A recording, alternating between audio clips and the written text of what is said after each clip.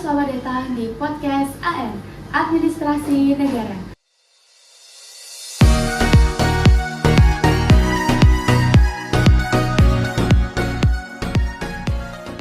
Nah, di sini kita akan berbincang-bincang mengenai bagaimana sih bentuk pemerintahan dari negara Brunei Darussalam. Nah, sebelumnya kita boleh perkenalan dulu ya teman-teman. Perkenalkan, nama aku Dinda Ayu Primasari, biasa dipanggil Dinda dengan NIM akhir 439. Dan di sini ada Halo, aku Abelia Dwiandini, biasa dipanggil Abel dengan NIM akhir 437. Halo, aku Kartika Dwi Puspitasari, biasa dipanggil Tika dengan NIM akhir 466. Halo, nama aku Felisara Nur Aulia, bisa dipanggil Feli dengan NIM akhir 444. Halo, kalau aku Sarma Batika Putri, bisa dipanggil Sarma atau Putri. Aku NIM 450. Nah, sebelum kita berbincang-bincang lebih jelas ya, lebih detailnya tentang negara Brunei Darussalam, spesifiknya aja nih, kayak secara garis besarnya aja, Brunei Darussalam adalah salah satu negara di Asia Tenggara yang wilayahnya kecil tapi dia paling kaya ya Kak. Nah, makanya kenapa kita pilih negara Brunei Darussalam, selain keistimewaannya, dia juga memiliki bentuk pemerintahan, sistem pemerintahan yang beda dengan negara-negara tetangga yang lainnya. Nah, jadi penasaran kan teman-teman? Yuk kita bahas. Nah, memasuki segmen pertama nih Kak ya. Di sini kita bakalan perkenalan dengan negara Brunei Darussalam secara lebih jelasnya gitu. Nah, biar nggak bingung, kita mulai dari Mbak Abel nih ya. Gimana menurut Mbak Abel negara Brunei Darussalam sendiri tuh? Oke, kita kenal dulu ya. Boleh? Oke. Hai, negara Brunei Darussalam itu ya, seperti yang kita ketahui adalah negara yang sebenarnya nggak terlalu besar sih. Letaknya juga di Pulau Kalimantan, tapi berbatasan langsung dengan Malaysia. Terus yang unik adalah Brunei Darussalam ini negara terkaya, meskipun negaranya kecil tapi terkaya. Terus juga menerapkan pemerintahan yang menurut aku sih menarik untuk dibahas di diskusi kita kali ini. Yakni adalah menganut sistem monarki absolut. Nah, ngomong-ngomong terkait tadi yang disebut oleh Mbak Abel nih, ada yang namanya monarki absolut. Nah, kira-kira apa sih sistem monarki absolut tuh? Jadi kayak itu kan kita biasanya tahu bentuk pemerintahan kalau di negara sendiri demokrasi gitu ya. Nah, kalau di negara Brunei Darussalam ada sistem monarki absolut. Nah, kira-kira nih monarki absolut itu apa Kak? Ada yang bisa jelasin nggak? Pasti pemirsa kan banyak juga yang ada beberapa yang belum tahu apa sih sistem absolut monarki itu. Sini aku jelasin sedikit. Jadi apa sih sistem monarki absolut itu? Singkatnya tuh seperti ini. Sultanlah yang memiliki kuasa penuh atas pemerintahannya. Kalau monarki konstitusional masih terdapat parlemen yang mengatur di dalamnya. Di Brunei sendiri, sultanlah yang memegang kendali dalam pemerintahannya. Sistem pemerintahan ini berarti bahwa kekuasaan eksekutif, legislatif, dan yudikatiflah yang terpusat di tangan sultan tanpa adanya pemisahan yang ketat. Adanya ketiganya seperti di negara-negara demokratis tersebut. Oh, jadi kalau misal di sultan tuh, kalau di negara Brunei, sultan jadi pemegang kekuasaan tertingginya. Betul gitu. sekali, iya. Jadi kalau misal di negara Brunei, sultannya yang punya wewenang penuh untuk membuat keputusan dalam berbagai aspek pemerintahan ya. Jadi termasuk kebijakan di dalam negeri maupun di luar negeri, seperti itu ya Mbak Diti. Iya, betul banget itu Kak. Jadi Sultan ini nggak cuma jadi kepala negara aja loh, tapi Sultan ini juga menjadi Perdana Menteri, Menteri Keuangan, terus juga Menteri Keamanan gitu. Jadi coba deh kalian bayangin seberapa besar pengaruh Sultan ini dalam pemerintahan di sana. Pasti luar biasa banget ya. Benar. Terus dari Kak Feli sendiri nih, menurut pandangan dari Kak Feli, gimana negara Brunei Darussalam sendiri tuh?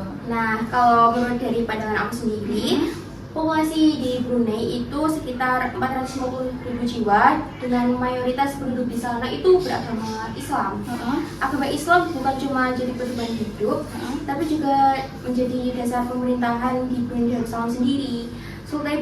Sultan Brunei nggak cuma jadi sebuah negara, tapi juga sebagai pemimpin pemerintahan. Oh gitu ya Kak ya. Nah ngomong-ngomong tentang sistem monarki absolut tadi yang disebut sama Mbak Abel ya kan. Nah pernah nggak teman-teman kayak kepikiran gitu kenapa negara Brunei memilih sistem pemerintahannya monarki absolut? Kenapa nggak pakai sistem pemerintahan yang lain gitu? Nah, Brunei sendiri menganut sistem monarki absolut karena sistem tersebut cocok diterapkan pada negara kecil seperti negara Brunei. Oh gitu ya, karena bentuknya yang kecil gitu ya. Dan penduduknya yang tidak banyak. Oh gitu. Jadi kayak karena wilayahnya yang kecil, jadi pas banget kalau misal sistem monarki absolut ini diterapkan di negara kecil seperti Brunei. Jadi kayak lebih ringkas dan efektif dan efisien pastinya juga. Iya, jadi gitu. Oh gitu. Nah, memasuki segmen kedua, di sini kita membahas tentang hukum syariah di negara Brunei Darussalam dan lebih detailnya lagi tentang bentuk pemerintahannya gitu Kak ya. Nah, sekarang kita kayak bahas dari sisi hukumnya, dari hukum syariah di negara Brunei Darussalam.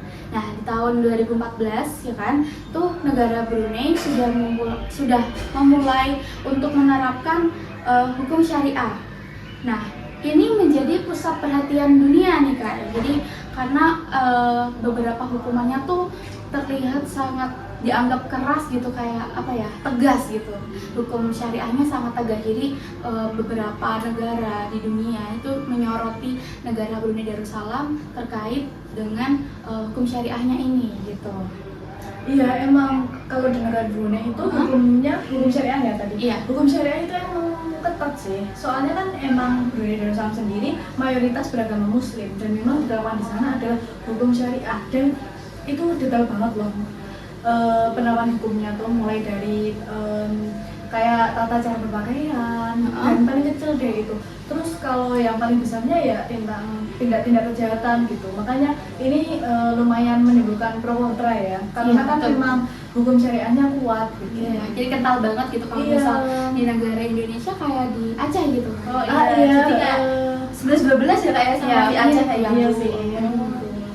Nah, kalau dari segi perekonomian sendiri nih, kalau dari segi perekonomiannya di negara Brunei kan kita juga nggak tahu ya. Nah, ini dari kakak-kakak di sini ada yang tahu mungkin? Aku. Oke, boleh Mas. Tak bantu jelasin ya. Jadi gimana sih bentuk ekonomi di Brunei itu? Sedikit informasi, Brunei itu bisa dikatakan negara yang kaya loh. Kekayaan mereka yang utama itu berasal dari gas sama minyak. Nah, ada hal yang menarik lagi di sana itu ini banyak apa ya? Banyak ini fasilitas gratis yang dikasih sama pemerintahnya ke masyarakatnya, seperti kesehatan, terus juga pendidikan, terus ada lagi gongnya itu di sana itu ada ini dikasih subsidi untuk kehidupan sehari-harinya. Wah, menarik banget gak sih? Kita kalau Itu mantap banget enak asli. banget jadi masyarakatnya. Iya, udah dapat Kesehatan gratis, pendidikan gratis, terus Coba. subsidi tambahan, Subsidi, apa masih lagi dapat coba. kehidupan Iya. sehari-hari. Iya, benar. Terjamin banget loh itu. Nah, gimana?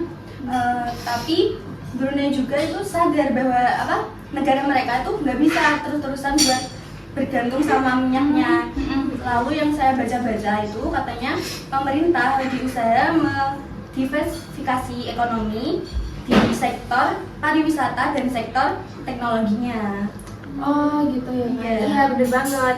Secara keseluruhan juga, kebijakan sosial di Brunei itu berfokus pada kesejahteraan warga dan penguatan nilai-nilai Islam dan adat Melayu di sana. Jadi, dengan model kebijakan ini menjamin stabilitas sosial yang tinggi, namun dengan batasan pada kebebasan individu demi mempertahankan prinsip-prinsip agama Islam dan juga budaya Melayu yang dijunjung tinggi di negara ini. Oh, jadi berarti di negara Brunei itu kita juga tetap mengusahakan perekonomiannya dengan mengembangkan di sektor yang lain selain minyak dan gas alam bara gitu ya. Kayak contohnya kan kalau kita ketahui teman-teman kayak kalau kita lihat dari peta bentuk wilayah negara Brunei itu daratannya paling kecil ya kan. Nah, lautnya dia luas. Nah, mungkin bisa dikembangkan lagi dari sektor kelautannya gitu. Nah, atau mungkin ada dari sektor yang lain gitu. Iya sih, bener banget. Emang di Brunei itu lumayan kuat ya lautnya. Tapi selain itu juga ya, katanya pemerintah dari Brunei sendiri itu saat ini lagi meningkatkan juga di bidang pertanian dan juga budidaya berasnya. Soalnya kan emang buat meningkatin produktivitas lahan pertanian, kemudian budidaya beras, terus tuh masih ada pengembangan industri di aquaculture untuk produksi ikan dan udang. Jadi nggak cuma melakukan pengembangan di lautnya aja, sekarang itu Brunei juga melakukan pengembangan di pertanian. Berarti di pertaniannya juga dikembangkan. Iya, jadi lumayan nggak cuma kuatin ke lautan aja, tapi juga mereka memberikan potensi yang lumayan kesempatan untuk pertanian lebih maju gitu ya. Terus juga tuh kayak pemerintah tuh juga katanya memberikan insentif tuh ya, memberikan insentif dan bantuan teknologi jadi kepada para petani dan nelayan lokal gitu. Nah, pemberian insentif ini tuh dengan maksud dan tujuannya yang lain nggak bukan untuk meningkatkan produksi serta mendorong praktik pertanian berkelanjutannya gitu. Berarti emang ini nggak sih pemerintah Brunei itu emang mendukung ya? Iya betul. Memfasilitasi lah ya. Memfasilitasi semua yang berkaitan dengan memajukan negaranya gitu Kak ya. Dan kesejahteraan rakyatnya Iya, juga itu pasti nomor satu. Iya. Nah, sekarang kita masuki di segmen ketiga yaitu segmen terakhir. Di sini kita akan membahas tentang tantangan dan hambatan yang dihadapi oleh negara Brunei Darussalam. Dari tadi kan kita sudah membicarakan tentang potensi dan keunggulan-keunggulannya dari negara Brunei Darussalam sendiri. Nah, pasti kan ada ya Kak ya tantangannya. Nah, tantangannya mungkin kakak-kakaknya ada yang tahu nih boleh. Oh iya, kalau jadi nggak cuma kelebihannya aja yang ada di Brunei. Brunei juga mengalami tantangannya tersendiri. Salah satunya itu ketergantungan Brunei terhadap minyak. Nah, jadi kalau suatu saat minyak dan gas di Brunei itu harganya turun, nah itu bisa menjadi masalah yang besar bagi negara Brunei. Gitu ya. Bentar Mbak Feli. Berarti kekayaan alamnya minyak dan gas itu selain jadi potensi dia juga sebagai tantangan juga ya? Iya, gitu. Iya benar kan sumber kekayaan utama Brunei kan dari minyak dan gas. gas. Jadi kalau Sumber nggak namanya minyak. mereka bingung pasti. Iya sih. Boleh dilanjut lagi Pak. Nah, selain itu sistem monarki absolut juga terkadang menjadikan suara rakyat itu kurang terdengar. Karena ini ya, mungkin karena kekuasaan dari sultannya ya. Iya. Kan beda kalau misal dari negara kita sendiri ya, di Indonesia kita menganut sistem demokrasi di mana kekuasaan tertingginya berada di tangan rakyat gitu. Nah, kalau dibandingin sama negara Brunei kan pasti beda ya. Kalau di Brunei monarki absolut kekuasaan tertingginya ada di tangan sultan.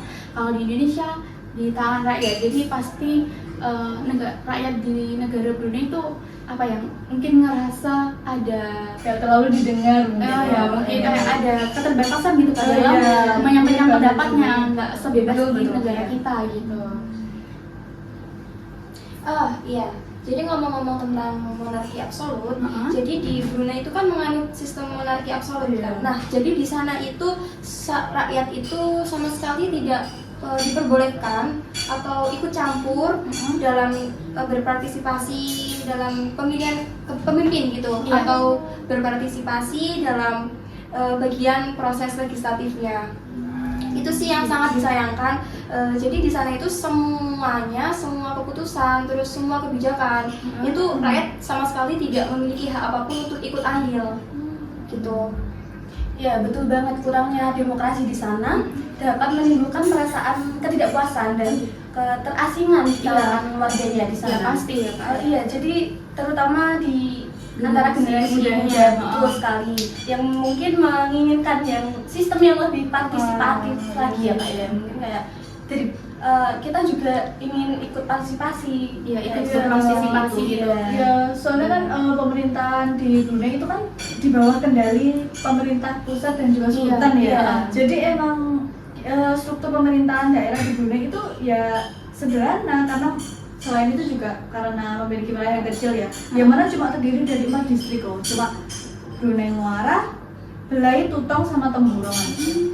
Jadi pemerintahan daerahnya tuh gak ada ya berarti di negara Brunei itu, karena kan dia wilayahnya kecil, terus menjadikan semua kendalinya itu jadi terpusat Iya, gitu. terpusat. Udah nggak kayak di Indonesia ya, kayak kalau misalnya di Indonesia kita iya ada yang namanya wewenang setiap daerah, otonomi daerah. Otonomi daerah. Jadi setiap daerah ada kewenangan sendiri untuk mengelola dan mengatur daerahnya gitu kan. Nah kalau di sana ya nggak ada yang namanya otonomi daerah, nggak ada pemerintahan daerahnya karena semua sudah terpusat di sultanannya gitu. Ya betul banget tuh Kak.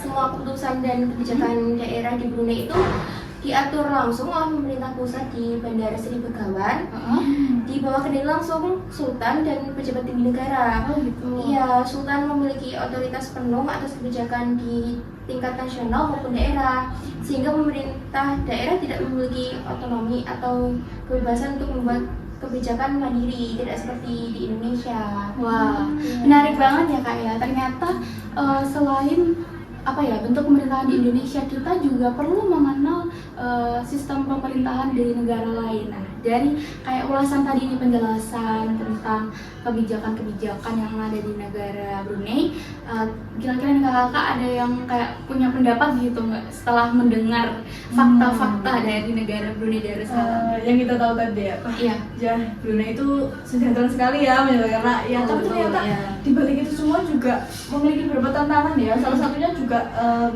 kalau kita tahu ini terbiasa sebagai masyarakat yang menyuarakan pendapat, Iya. tapi di Brunei itu justru keputusannya dari terpusat ya. Iya, Jadi emang kayak punya keterbatasan gitu. sangat berbeda ya dengan Indonesia. Tapi nggak bisa dipungkiri juga emang potensi di wilayah Brunei itu besar sekali ya. Apalagi jadi negara berkaya, terus banyak juga tunjangan-tunjangan sosialnya dari pemerintah itu. Wah, keren banget Mungkin sih. karena bentuk wilayahnya yang kecil, jadi pemerintah pusatnya jadi lebih mudah fokus, juga ya, lebih fokus fokus untuk Iya. apa ya mengelola negaranya sendiri, karena nggak seluas Indonesia Iya, kan iya. kita terbentang dari Sabang sampai Merauke, berjajar pulau-pulau tuh kan.